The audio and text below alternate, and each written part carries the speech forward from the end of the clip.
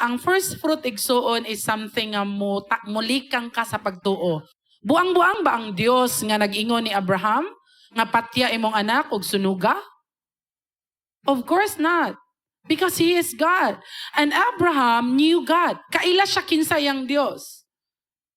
Pero ipa-offer iyang pinaka-best, pinakauna, og maumao, ipa-offer sa Ginoo. Tungod kay nakaila ang Dios tungod kay nakaila si Abraham kinsa iyang Dios, si Abraham obeyed. Makita ba nato sa Biblia nga nagduha-duha si Abraham?